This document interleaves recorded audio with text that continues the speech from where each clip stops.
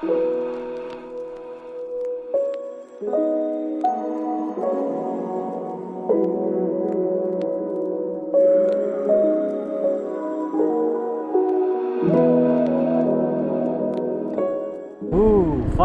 আমি চলে এসেছি সেই রাস্তায়। তো যে এটা দেখতেই প্রচুর টুরিস্ট এখানে আসবে, এবং যার পাশাপাশি যদি এই রাস্তাটা কমপ্লিট তৈরি হয়ে যায় তা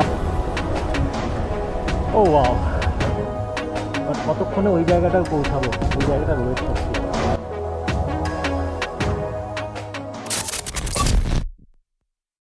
সো কেমন আছো বন্ধুরা? I hope you guys are doing absolutely well.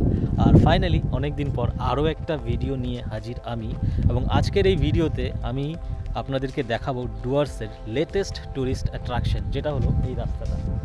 এই রাস্তাটা অ্যাকচুয়ালি NH717A, যেটা বাগরাকোট ওদলাবাড়ি বাগরাকোট থেকে কালিম্পং হয়ে সিকিমকে কানেক্ট করে।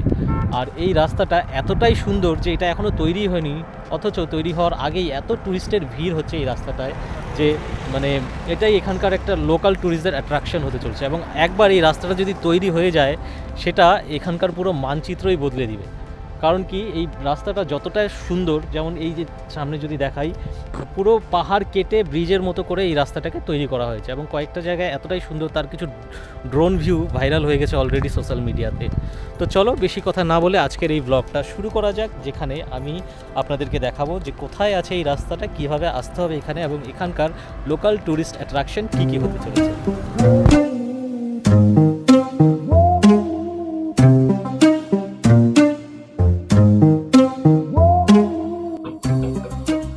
আরও একটা ডাইভারশন, এই ব্রিজটাও ভেঙে দিয়েছে আর নিচে একটা ছোট্ট ডাইভারশন মতো করেছে, যেটা দিয়ে আমাকে যেতে হবে।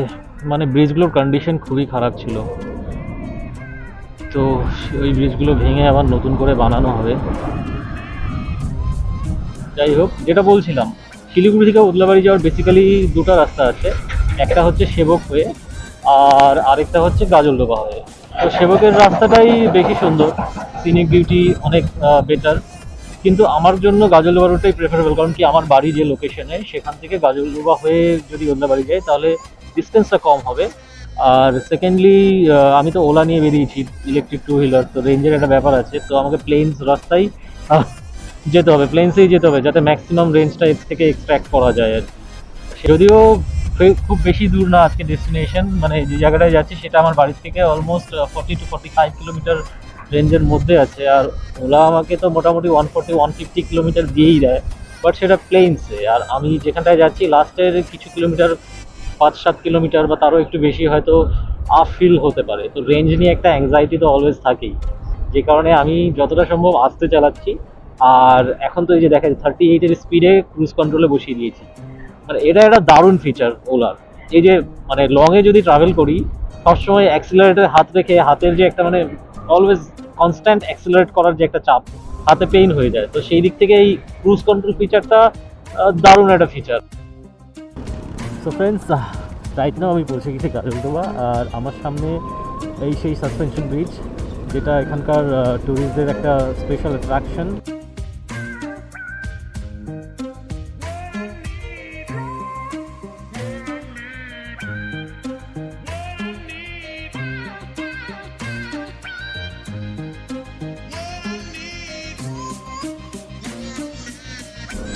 Now I'm crossing গাজলডোবা, সামনে গাজলডোবা ব্যারেজ আর ব্রিজ।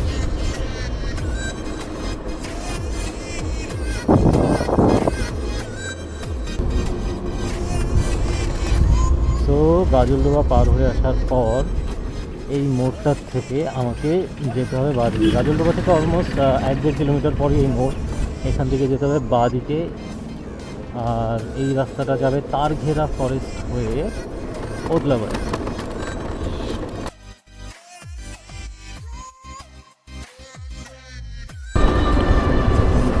সো এই আমি পৌঁছে গেলাম ওদলাবাড়ি, আর এখন স্পিডোমিটার 35.6, মানে অলমোস্ট 36 কিলোমিটার ওদলাবাড়ি পর্যন্ত।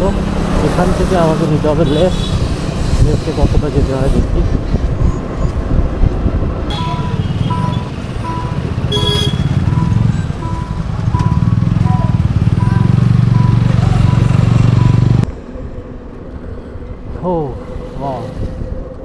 ব্রিজ থেকে ডান দিকের ভিউটা খুব সুন্দর।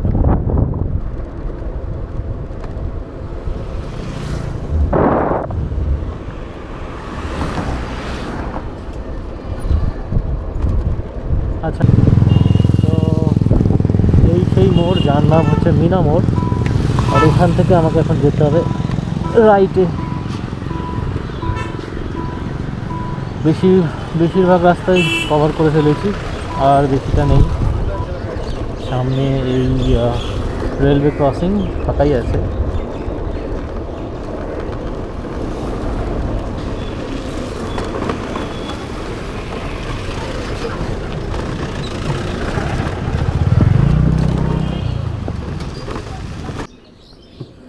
I think I have found the road. এই ডান দিকের রাস্তা যেটা দেখা যাচ্ছে এই রাস্তা দিয়েই যেতে হবে আমাকে, কিন্তু সমস্যা অন্য জায়গায়। সমস্যা হচ্ছে ইটস 43.3 কিলোমিটার এখনও পর্যন্ত এসছি। আমি ভেবেছিলাম ডিস্টেন্স হবে 45 কিলোমিটার, তো অলমোস্ট 45 চলে এসছি, বাট এখনও আপিল শুরু হয়নি।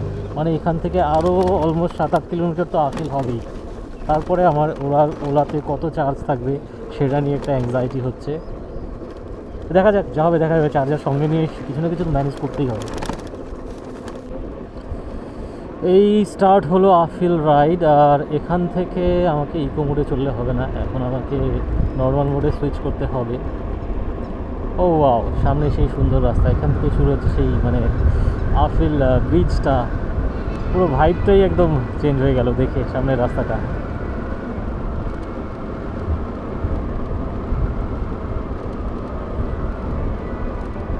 ও, এই সেই রাস্তা ফাইনালি।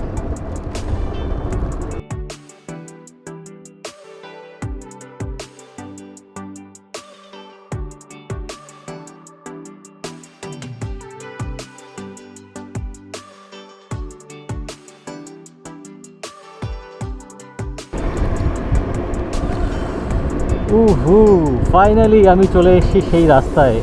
রাস্তাটা অলরেডি শুরু হয়ে গেছে এখান থেকে। ওই যে সামনে আমার সামনে দেখা যাচ্ছে নতুন সেই ব্রিজ, যেটা ইটসেলফ একটা ইঞ্জিনিয়ারিং মার্ভেল। এত সুন্দর লাগছে এখান থেকে দেখতে। এই রাস্তাটা খোলার বেশি দিন হয়নি, মোটামুটি 1-2 সপ্তাহই হয়েছে, এবং এই মুহূর্তে এখানকার লোকাল ট্যুরিস্টদের সব থেকে বড় অ্যাট্রাকশন হচ্ছে এই ব্রিজ কাম রোড।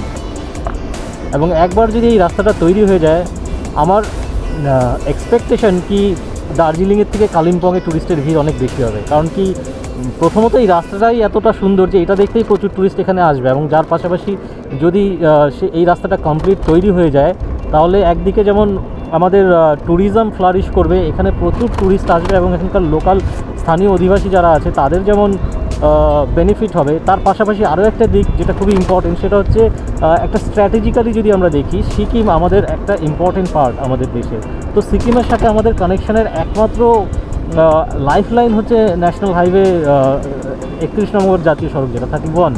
তো ওই রাস্তাটা বর্ষাকালে বেশিরভাগ সময়ই ধস করে বন্ধ হয়ে থাকে। প্লাস যখন বন্যা হয় তখনও ওই রাস্তা ক্ষয়ে গিয়ে মানে অনেক সময় সিকিমের সাথে আমাদের যোগাযোগ বিচ্ছিন্ন হয়ে যায়। তো এই রাস্তাটা তৈরি হয়ে গেলে সেটা একটা খুব মানে ভালো দিক আমাদের জন্য খুলে যাবে। কারণ কি, সিকিমের সাথে ট্রান্সপোর্টেশন বা সামরিক দিক সব দিক থেকেই খুব ইম্পর্টেন্ট যোগাযোগটা, যেটা এই রাস্তার মাধ্যমে বিকল্পভাবে তৈরি করা হবে, এবং যে কারণে এই রাস্তাটা তৈরি করা হচ্ছে। ওয়াও, এখান থেকে নিচে খুব সুন্দর লাগছে দেখতে, বাট আমার ডেস্টিনেশন আরও উপরে। এরকম অনেকগুলো কার্ভ আছে এরকম উঁচু করায়। আর আজকে ছুটির দিন হওয়ার জন্য যথেষ্ট ট্যুরিস্টের ভিড় দেখতে পাচ্ছি এখানে। তাও তো এটা দুপুরবেলা, বিকেল হলে আমার মনে হয় আরও বেশি ভিড় হবে। প্রচুর লোক শুধুমাত্র এই রাস্তাটাকে দেখতে আসছে।